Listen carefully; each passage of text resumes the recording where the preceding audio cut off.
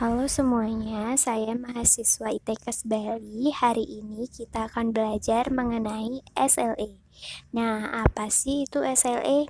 SLE merupakan suatu penyakit autoimun yang menyerang berbagai sistem tubuh dengan manifestasi klinis yang bervariasi.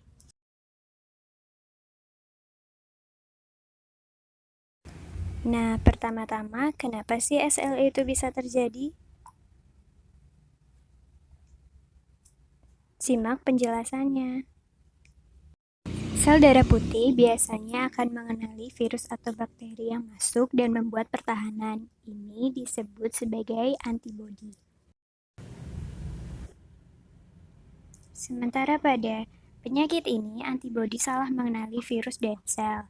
Sel darah putih keliru membuat antibodi untuk menyerang sel tubuh Anda sendiri. Nah, ketika antibodi menempel pada sel normal Anda, sel darah putih Anda mulai menyerang mereka seolah-olah mereka adalah antigen asing. Seiring waktu, respon otomatis ini menyebabkan peradangan di seluruh bagian tubuh Anda dimanapun serangan ini terjadi. Peradangan membuat pembuluh darah di daerah yang diserang membesar dan mengeluarkan cairan yang menyebabkan kemerahan dan bengkak. Selanjutnya ada faktor yang mempengaruhi SLE. Yang pertama ada faktor genetik, seperti memiliki riwayat penyakit lupus di keluarga. Ada juga faktor lingkungan, misalnya paparan sinar matahari, asap rokok, paparan racun, atau bahan kimia tertentu.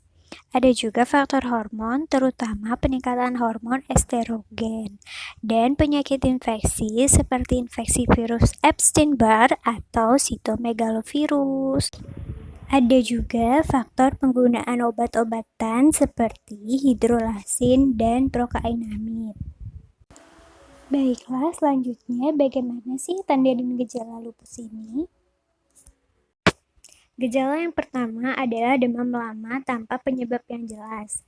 Seringkali pasien lupus datang ke rumah sakit dengan keluhan demam ringan yang hilang timbul dan telah berlangsung lama. Yang kedua, ada tampak pucat dan memiliki riwayat transfusi darah berulang. Bila anak tampak pucat, mudah lesu, mudah lelah, dan ada riwayat transfusi darah berulang, inilah yang harus diwaspadai oleh orang tua karena bisa jadi itu adalah gejala penyakit lupus. Yang ketiga, ada mudah letih. Anak yang biasanya aktif kemudian menjadi pasif atau malas beraktivitas bisa jadi merupakan gejala penyakit lupus. Gejala yang keempat ada ruam pada kulit. Hal ini umum terjadi pada pasien dengan lupus, di mana biasanya terdapat butterfly rash atau ruam yang muncul pada wajah berbentuk seperti sayap kupu-kupu. Nah, ruam yang menjadi gejala penyakit lupus juga dapat berbentuk bulat-bulat dan muncul di bagian tubuh lain, seperti leher, batang tubuh, lengan, dan tungkai. Gejala yang kelima ada nyeri dan bengkak pada sendi. Para orang tua harus mewaspadai jika anak sering mengeluh nyeri dan bengkak pada persendian, umumnya di sendi-sendi besar seperti siku dan lutut. Yang keenam ada bengkak pada kelopak mata dan tungkai bawah. Gejala ini bisa disertai juga dengan buang air kecil yang lebih sedikit dari biasanya. Apabila ditemukan keluhan seperti itu, para orang tua bisa mewaspadai adanya kelainan ginjal akibat lupus. Yang ketujuh, ada rambut rontok. Apabila rambut anak rontok lebih dari 100 helai per hari, para orang tua patut mewaspadai kemungkinan adanya penyakit lupus. Gejala yang ke-8, ada kulit sensitif terhadap sinar matahari. Kulit penderita lupus mudah mengalami bercak kemerahan yang menetap jika terkena sinar matahari. Dan yang terakhir, ada gejala sesak napas dan nyeri dada. Penyakit lupus dapat menyerang organ paru-paru dan jantung sehingga anak mungkin mengeluhkan adanya nyeri di daerah dada dan sesak napas. Selanjutnya ada pengobatan penyakit SLE. Berikut penjelasannya. Penyakit lupus tidak bisa disembuhkan. Pengobatan lupus lebih bertujuan untuk meringankan gejala membantu mencegah kekambuhan penyakit dan meminimalkan risiko kerusakan yang terjadi pada organ. Nah, ada beberapa obat yang dapat diberikan kepada penderita lupus. Yang pertama, ada obat antiinflamasi non-steroid seperti naproxen dan ibuprofen untuk mengatasi nyeri dan demam. Yang kedua, ada obat anti malaria seperti hidroksicloroquine untuk membantu mencegah kekambuhan serta meredakan gejala lupus. Ada juga obat kortikosteroid seperti prednison untuk mengatasi peradangan yang terjadi pada lupus dengan mengontrol kerja sistem imun. Yang keempat, ada obat imunosupresan seperti methotrexate dan azathioprine untuk menekan kerja sistem imun.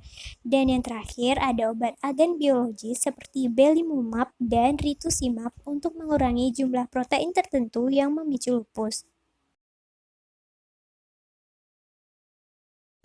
Lalu, bagaimana cara mencegah SLE? Berikut penjelasannya. Lupus bisa dicegah dengan merubah gaya hidup menjadi lebih baik. Yang pertama adalah dengan cara melindungi kulit dari paparan sinar matahari secara langsung, misalnya dengan menggunakan pakaian tertutup dan mengoleskan tabir surya. Yang kedua adalah dengan rajin berolahraga untuk menjaga kekuatan otot tulang serta memperbaiki suasana hati. Lalu, istirahat dan tidur yang cukup dan menerapkan pola makan sehat seperti memperbanyak konsumsi buah sayur dan biji-bijian utuh. Tidak lupa mengkonsumsi vitamin dan suplemen seperti vitamin D atau suplemen kalsium. Dan juga hindari konsumsi alkohol dan berhenti merokok. Dan rutin melakukan pemeriksaan ke dokter jika mengalami penyakit infeksi. Terima kasih teman-teman semua sudah menyimak video mengenai penyakit lupus eritematosus. Sampai jumpa di video berikutnya.